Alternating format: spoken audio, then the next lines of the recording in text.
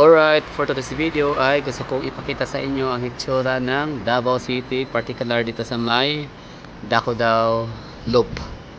So kasi sinabing Dakudao Loop, sa may lanang area ho yan, at covered or makikita natin dito yung dalawang business district or IT park.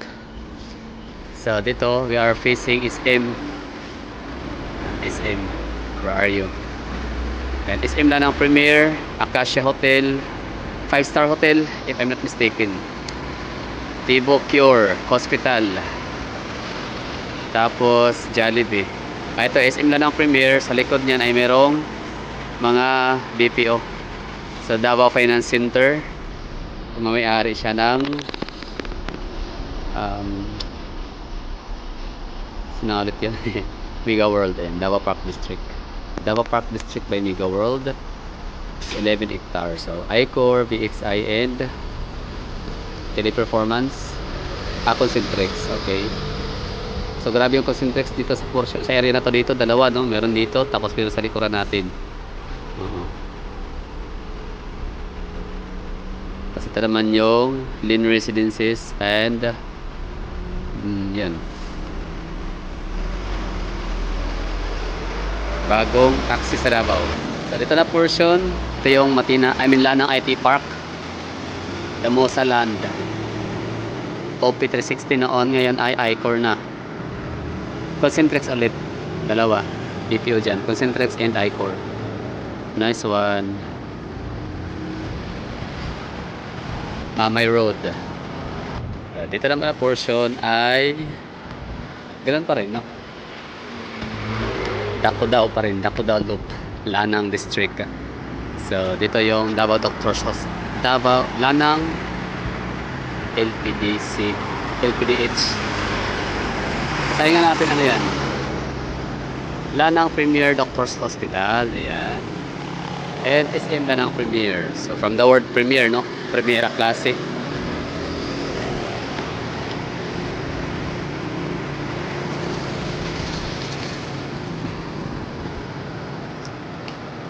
Ito yung Chief Laurel Avenue, kahabaan. So far, ito yung pinakamataas yata na thoroughfare sa Davao City downtown area, no?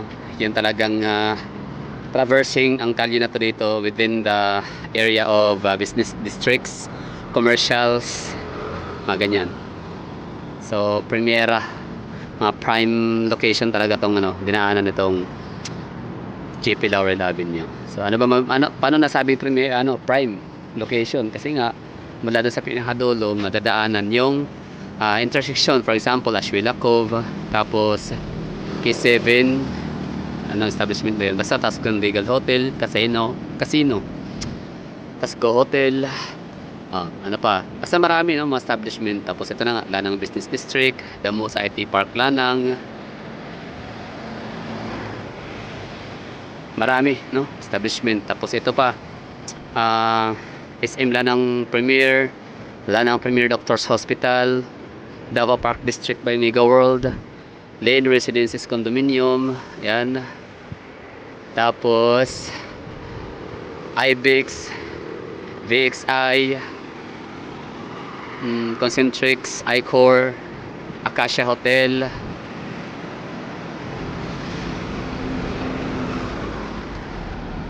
tapos sa Tibo Cure Hospital, ano pa yung regional regional Department of Health, regional, no, Region 11, SPMC, Robinson, Abrisa de Ayala Mall, Gaisano Mall, Victoria Plaza Mall, na magiging na rin siya, pagmamayari na rin siya ng Gokong Way. Tama ba? Ayala. Ay, hindi pala Ayala, is ibang Ayala sa Gokong Way. Parang meron silang mga partnership ganyan. So ito yung isa sa pinaka mayaman na kalye sa Davao City. Kasi dito na matatagpuan yung mga napakaraming mga BPO, IT parks, business district. So yun ha, mga taga ibang lugar outside Davao City na gusto nyong pumunta sa Davao City at gusto nyong malaman kung anong meron sa syudad. So meron kaming tinatawag na JP Laurel Avenue. So JP Laurel Avenue, ang daming mga establishments na pupuntahan or makikita. For example nga, Toyota, GP Laurel Avenue branch, Lanang, ganyan. Yamaha, saan pa? Meron ditong may BYD ba dito sa portion? Parang meron, no? MG, Ford,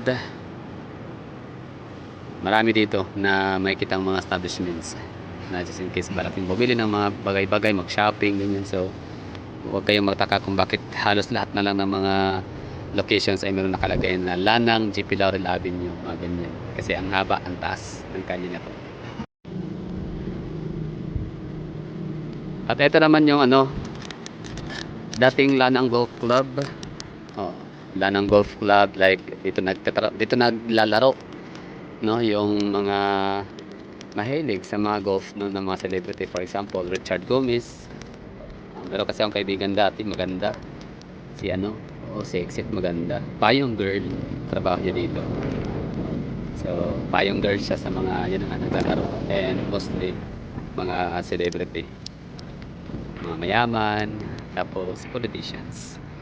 So ngayon ito na yung itsura ng dating Lanang Golf Club. Parte pa rin daw ng Nakodal Loop.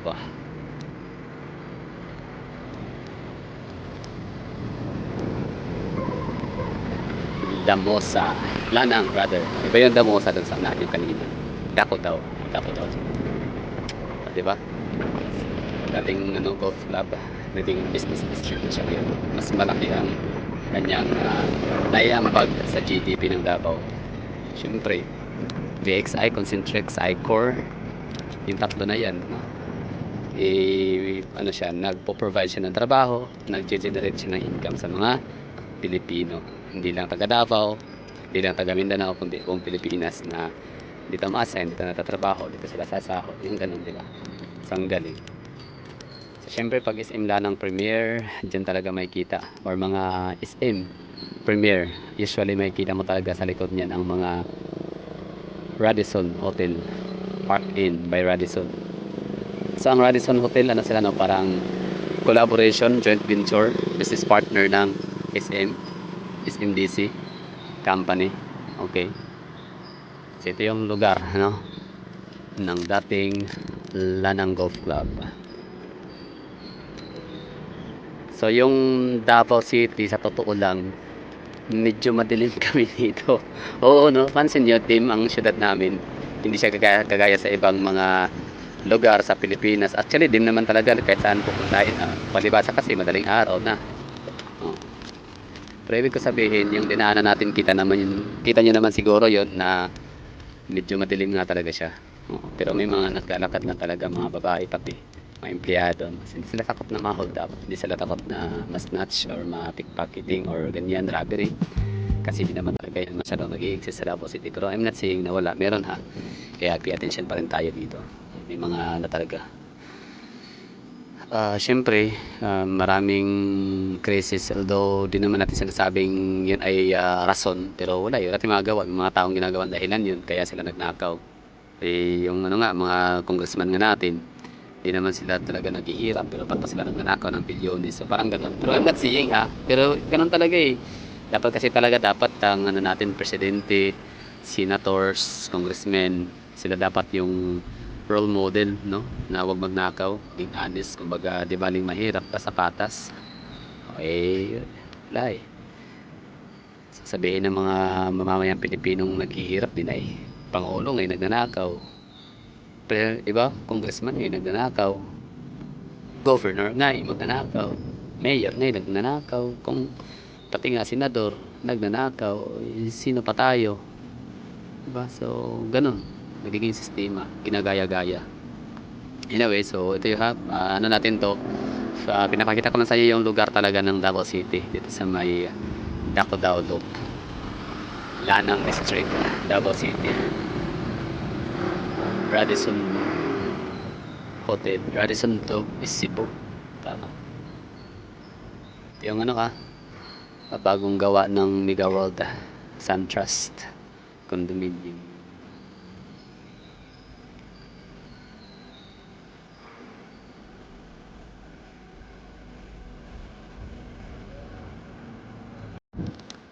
Ang ganda kaya ng lugar na accessible, no? May mga motorcycle taxi. Tama ba tawag dyan? INSI. INSI taxi, may mga taxi, may mga jeep. Accessible talaga dapat sa mga empleyado. Sa itong lugar na to, masasabi kong hindi masyadong accessible. Walang jeep na dumadaan dito masyado. Like, siguro tinatamad din mga empleyado. Lapit na naman sana yung babaan lang ng jeep. Share ko lang. Marami ko sana napapansin dito na sumasakay sila ng habal-habal papunta rito sa kanilang working place. Sa kanilang working site. Finance. Davao Finance. So, meron itong 7-Eleven. Puntahan natin.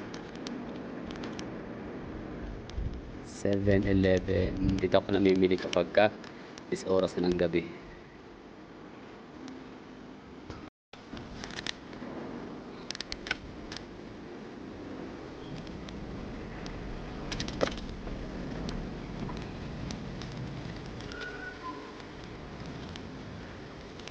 Meron 7-Eleven dito para sa mga empleyado.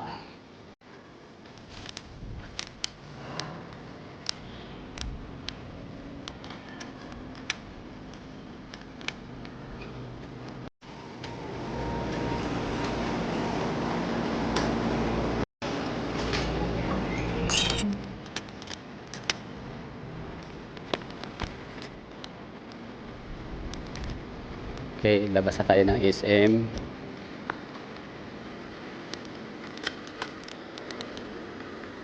Let's go out.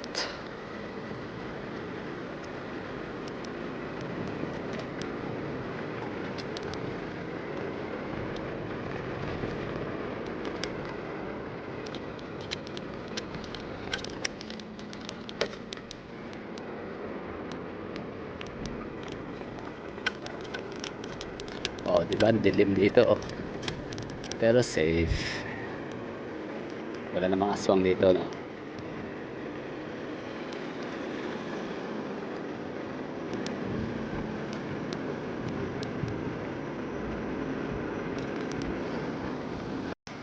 So, okay na tayo dito, ha. Hanggang dito na lang yung natin vlog. Dito na magtatapos yung ating pamamasyal, yung ating tour and adventure sa Dacodao Loop. Dacodao Loop, Lanang District at Davao City. Just in case mayroong mga magulang dyan na nag-aalala sa kailang mga anak dito sa Davao City nagtatrabaho sa mga BPO. Siyempre, gabi ang working time, yung shifting, graveyard. So, muna dyan, mahalaga ay safe ang Davao City. At ito, isa to sa mga proof na ligtas nga sa Davao City. Kasi madilim pero walang delikado dito. Wala kang mararamdaman na takot o parang hindi mo mafe-feel ito na parang mayroong nag-aabang sa unahan. Walang ganun. So, that's all. Thank you for watching. See you sa susunod na mga video. Suggest kayo anong pwede nating i-tour sa mga alas 3 ng umaga, ganyan, or gabi, or hapon, or tanghali. Na, tour lang, tour. Yung wala lang masyadong walang napakalight lang ng topic. Walang masyadong pinag-uusapan. Pure, lang, video na lang, ganyan, vlog sa lugar. Asahan ko yan sa comment section. That's all. Bye-bye. Ingat.